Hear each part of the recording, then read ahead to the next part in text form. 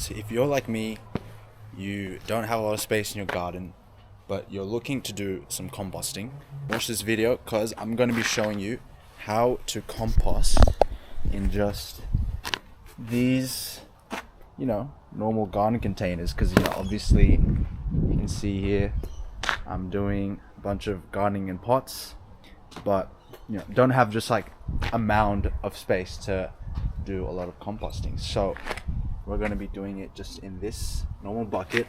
I think it's probably about 10 liters. Three main things that we're going to need are, number one, compost requires that you need some brown material. Brown material includes kind of like twigs, sticks that you find on the side of your road, and dried leaves and stuff like that. So maybe you don't have a lot of that stuff kind of in your area, but I mean, if you just go around, maybe there's like a forest nearby, you can go there, just pick up some dried leaves. Maybe not just within your property, but you can walk outside and walk on the road, and there might be some dried leaves kind of around. I'm sure that you can find browns like anywhere for free, so that shouldn't be too hard to get. The other thing that you're going to need is some food scraps. So these are just food scraps that I've got. I mean, this is what I collected yesterday. So we've got like a bunch of orange peels, a bit of apple, a bit of broccoli, and then in this one here that I'm gonna open, some garlic, the skin of the garlic clove, some more broccoli, and some onion skin as well.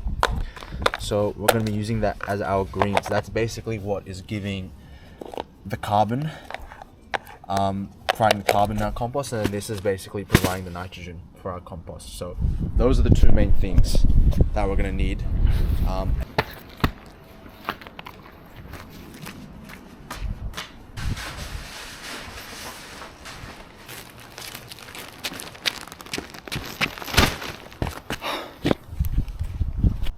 Okay, so now we've got all the ingredients here. We've got potting mix, we've got the browns, and we got our food waste. So what we're going to do is get this potting mix first. Okay. I'm going with my bare hands, but obviously if you want to wear gloves, go ahead, wear gloves. I just can't really be bothered, so I'll just go ahead and put some of the potting mix in. I think this is a 14 liter container here, so let's do that.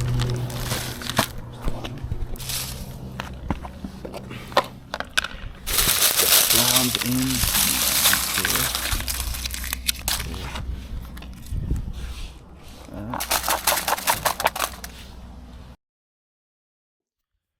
So you can see in this clip here that what I'm aiming for around is about 50% portion of the food waste to 50% portion of the browns, although you can tamper around with this ratio. So I would recommend that you look online or do your own trial and error. There are other ratios that will work. You will know that your compost pile isn't working very well if, for example, you add too many greens. Your compost pile, you'll notice, is going to be very smelly.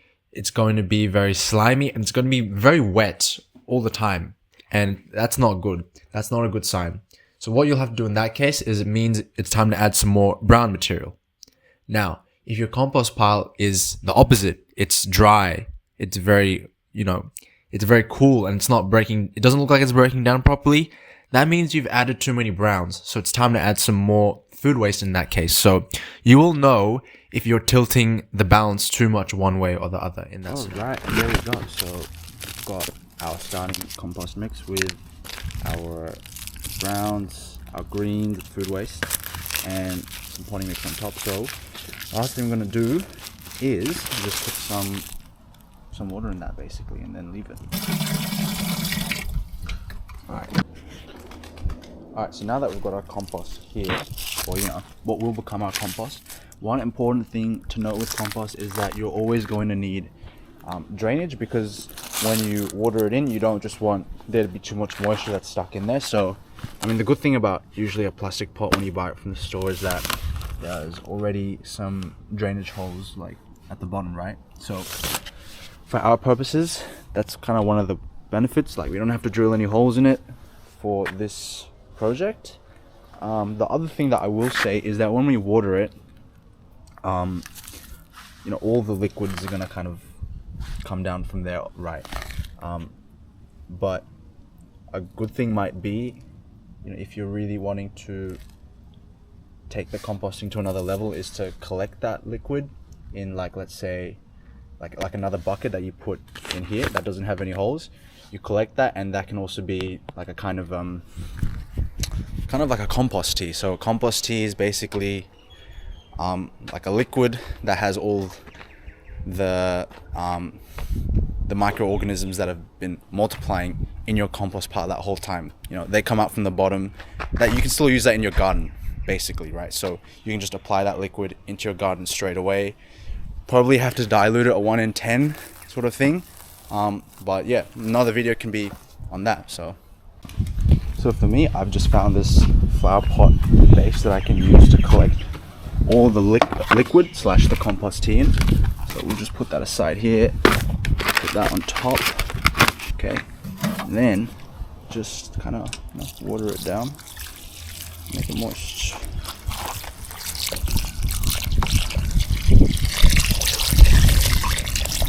Okay, probably enough water there.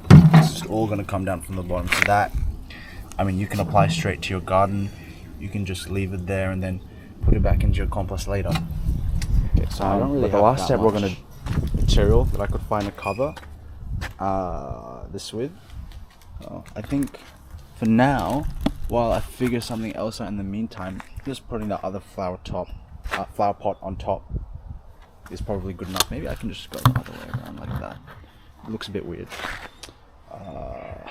Yeah, that probably looks a bit weird, but good enough. I'll find something later on. But yeah, this is how we're going to start our compost. So once every few days or once a week, if you notice that it's getting dry, you can add some more. This isn't even full, right? So probably I'll collect more browns, collect more, more of the food scraps, add it in until it gets full, and then just leave that pot alone and just let it compost. So it could take. I'm probably just going to leave it for a month, but obviously I'll update. Show the update for this as well. But yeah, at the end of the day, the main thing that we need to keep in mind is that composting is an aerobic process, right? Meaning that it requires oxygen. So it's pretty important that if you're going to put a bucket on top, right? You can either, if you have a drill, you can drill holes on the side here, or you just put a lid at the top that at least have some holes to let the oxygen pass through, because at the end of the day, yeah, composting is an aerobic process. If there's no oxygen coming in, then the process just isn't going to work. Anyways, thank you for watching, making it to the end of this video. I hope you've learned something about composting. I know that this is also quite new to me. I'm quite new to gardening in general. So I'm just hoping to learn from kind of this journey of gardening, this newfound kind of hobby that I found, and share it with you guys. And hopefully I can learn something from you guys as well in the comments below. So let me know how your experience goes. I will update this video just to provide how that compost is going in like the next week or something like that. So yeah, catch you guys later.